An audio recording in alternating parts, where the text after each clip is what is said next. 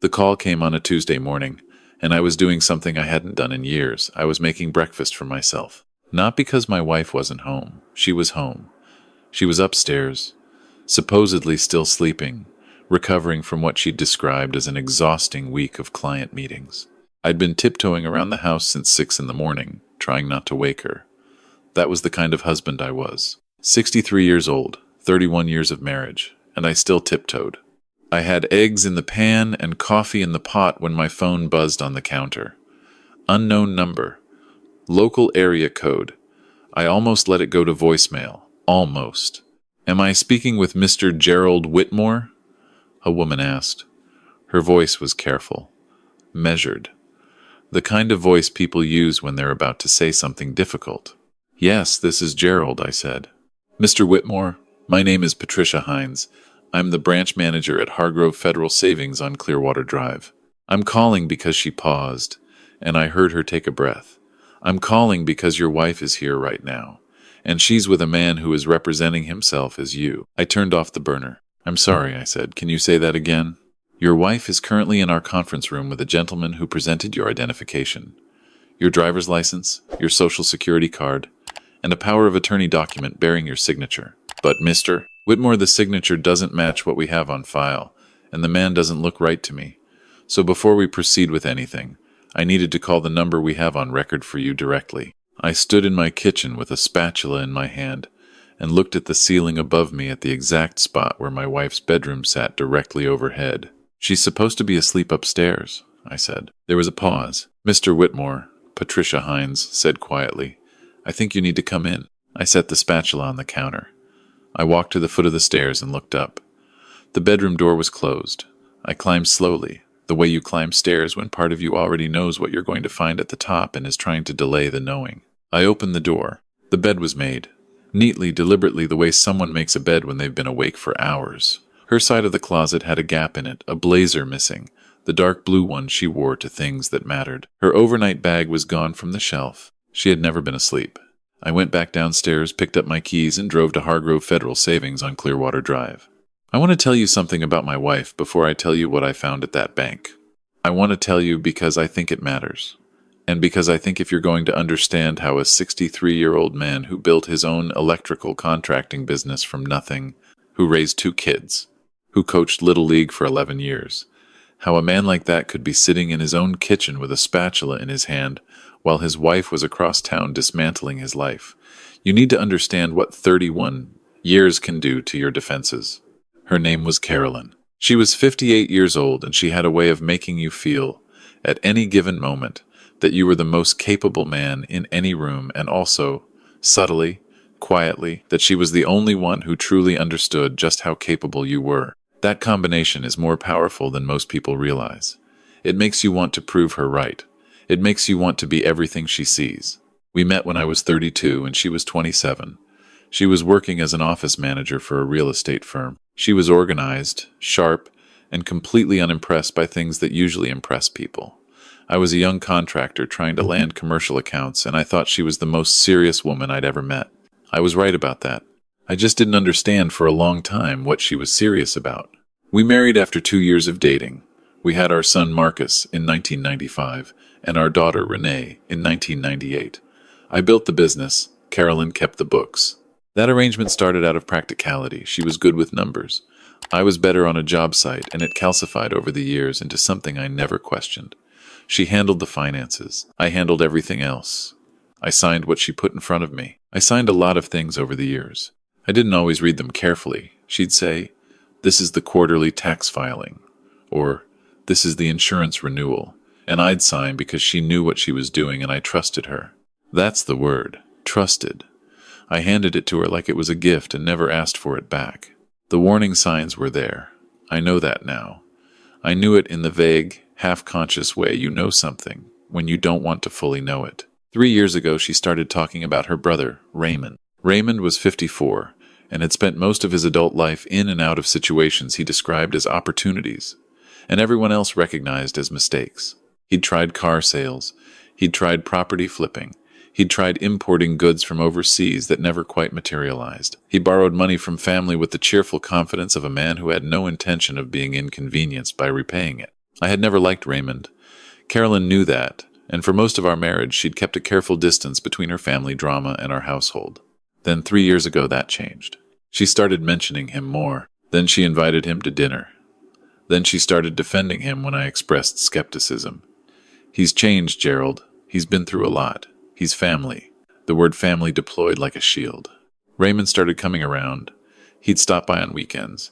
He and Carolyn would sit at the kitchen table with coffee and talk in the particular low tone that means a conversation is not intended for you to hear clearly. When I'd walk in, the conversation would shift. They'd ask about my golf game, my old clients, whether I'd thought about what I wanted to do with the business since I'd cut back to semi-retirement. I should have asked different questions. Instead, I talked about my golf game. 18 months ago, Carolyn told me she'd been diagnosed with high blood pressure and early-stage heart irregularities. The doctor, she said, wanted her to reduce stress. She cried when she told me. I held her for a long time in our bedroom and told her that she didn't need to worry about a thing, that I would take care of everything, that she just needed to focus on her health. She nodded against my shoulder and said, "You always take care of me, Gerald." After that, she asked if Raymond could help her with some of the business paperwork, just to relieve her burden, just to give her some peace of mind. He had experience with contracts, she said. He understood the financial documents. I said yes. God help me, I said yes. Hargrove Federal Savings was a 12-minute drive from our house. I made it in 8. Patricia Hines met me in the lobby. She was a compact woman in her 50s with reading glasses on a chain and the expression of someone who had made a difficult decision and was standing behind it. She shook my hand and her grip was firm. "Thank you for coming so quickly, Mr. Whitmore," she said. "I need you to understand we haven't processed anything yet." I flagged it before it went through. What were they trying to process, I asked. She led me to a small office off the main lobby, closed the door, and told me to sit down. The account in question was a joint business account I'd held at Hargrove for 19 years. It contained the operating capital for Whitmore Electrical, which even in semi-retirement still held contracts with 3 commercial property management companies. The balance was $247,000. Someone had submitted a notarized power of attorney document, signed in my name, authorizing the transfer of all funds to a newly opened account. That new account was in the name of Clearwater Property Solutions, LLC. Patricia had the paperwork in a folder in front of her and she slid it across the desk. My signature was at the bottom. It wasn't my signature. It was close practiced, deliberate, but it wasn't mine. The letters in my last name curved wrong. I'd been signing my name for 6 decades and I knew exactly how it looked. "The man in the conference room," I said. "What does he look like?" She described him. Medium height, silver hair, well-dressed. In his early 60s. "That's my wife's brother," I said. Patricia Hines looked at me for a moment, and then she said, "Would you like to call the police now, or would you like to see them first?" I thought about that for exactly 3 seconds. "I want to see them first," I said. She walked me to a monitoring station near the back of the branch. A small screen showed 4 camera feeds. In the top right, conference room B, my wife sat at the far end of the table, her hands folded in front of her, wearing the dark blue blazer. Across from her sat Raymond, with a leather folder open and papers spread in front of him. They were talking. Carolyn was nodding slowly. They looked completely calm. I had loved that woman for 31 years. I had built everything I had with her beside me, or so I believed. I had tiptoed through my own house that morning so she could sleep. She had been awake for hours. She had driven across town and was sitting in a conference room with her brother trying to take $247,000 out of an account I'd spent 19 years building. I felt something leave me in that moment. Not anger. Anger came later. What left me first was the story I'd been telling myself about my life. It went quietly, like air from a tire, and what was left was something harder and clearer and very cold. "Call the police," I said. I did not go into that conference room. Patricia advised against it, and she was right. Instead, I sat in her office with the door open and I called my attorney, a man named Dale Kaufman who had handled my business contracts for 20 years, and answered his phone on the second ring. I told him what was happening. He said, "Don't touch anything. Don't sign anything. Don't speak to your wife until I'm there. I'm leaving now." The police arrived in 11 minutes. 2 officers. Then a detective named Sorensen who shook my hand and had the unhurried manner of a man who had seen most things and remained unshocked by them. They went into conference room B. I watched it on the screen. I watched my wife's head turn toward the door when the officers entered. I watched Raymond stand up too quickly and then appear to reconsider that decision. I watched Carolyn's hands, which had been folded so calmly on the table, separate and flatten against the surface.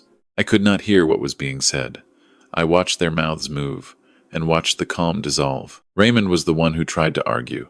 You could see it in his posture, the forward lean, the hands moving, the expression of a man explaining why a misunderstanding had occurred. Detective Sorensen appeared to be unmoved by this explanation. Carolyn did not argue. She sat very still and looked at the table. At some point she looked up at the camera, directly at it. I don't know if she knew I was watching. I think she did. She looked at the camera for a long moment.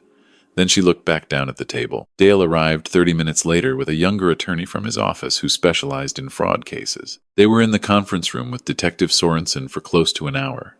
I sat in Patricia's office and drank 2 cups of coffee that Patricia kept quietly refilling without asking. She was a kind woman. I didn't have the words right then to tell her that what she'd done that morning, making one phone call, trusting something that didn't feel right, had saved me. So I just drank the coffee. Dale came out and sat across from me and laid a legal pad on the desk between us. What they had found, he explained, was not the first attempt. The notarized power of attorney was the largest and most brazen move. But it was not the beginning. Going back 14 months, there had been a series of smaller transactions, vendor payments to companies that, when researched, either didn't exist or were shell entities connected to Clearwater Property Solutions, LLC, small enough not to trigger alerts, consistent enough to have transferred, in total, approximately $61,000. Raymond had established Clearwater Property Solutions, LLC 16 months ago, 1 month after Carolyn had told me about her heart condition, 1 month after I had told her she didn't need to worry about a thing. The notary who had certified the power of attorney document was a man named Kevin Doyle. Dale's associate had already found that Kevin Doyle had worked for a property management company that Raymond had been involved with 4 years ago. The notary seal was real. The signature it was certifying was not. She planned this, I said. It wasn't a question. Dale nodded once. He was not the kind of man who softened things unnecessarily. That was why I'd kept him for 20 years. At minimum 14 months, he said. Possibly longer.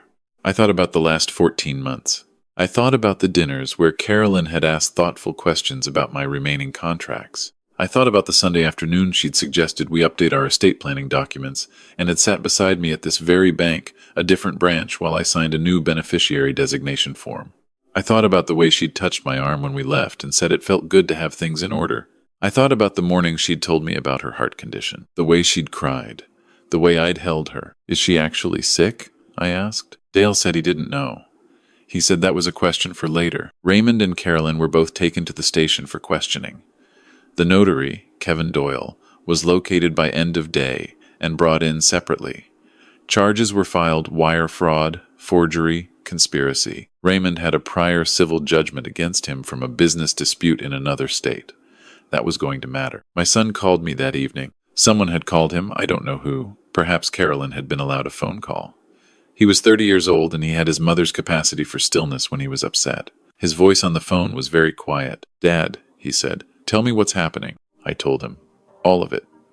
I did not protect him from any of it because he was a grown man and because the truth was going to come out regardless, and because I was too tired to construct a softer version. He was quiet for a long time after I finished. "Are you okay?" he asked. "I'm going to be," I said. That was the most honest answer I could give him. I was not okay right then. I was sitting alone in a house that felt like a stage set, surrounded by 31 years of accumulated life photographs, furniture. A coffee mug from a family vacation I now understood had been paid for with my own money while someone was quietly rerouting more of it elsewhere. I was not okay. But I knew, with the cold clarity that had settled in me since the monitoring station, that okay was something I could get to. My daughter, Renee, did not call that night.